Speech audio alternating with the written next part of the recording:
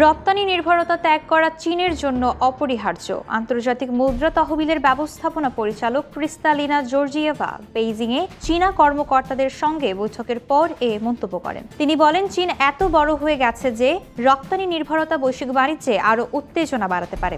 IMF চীনের প্রতি সাহসী পদক্ষেপ গ্রহণের আহ্বান জানিয়েছে, যাতে দেশটি ঋণ নির্ভর রপ্তানি মডেল থেকে সরে এসে অভ্যন্তরীণ ভোক্তা নির্ভর প্রবৃদ্ধির দিকে অগ্রসর হয়। নভেম্বরে চীন প্রথমবারের মতো $1 ট্রিলিয়নের বাণিজ্য রেকর্ড অর্জন করেছে। সমালোচকরা বলছেন, অতিরিক্ত উৎপাদন এবং সস্তা পণ্য দিয়ে উদীয়মান বাজারে প্রবেশ চীনের আধিপত্য বাড়াচ্ছে, পাশাপাশি বিশ্ব বাণিজ্য শৃঙ্খলে ভারসাম্যহীনতা তৈরি করছে। এর মধ্যেই IMF চীনের 2025 সালের অর্থনৈতিক প্রবৃদ্ধি 4.8% থেকে বাড়িয়ে 5.0% করেছে এবং 2026 সালে 4.2% থেকে 4.5% উন্নীত করেছে, যা দেশটির শক্তিশালী রপ্তানি এবং অর্থনীতির স্থিতিশীলতা প্রতিফলিত করেছে।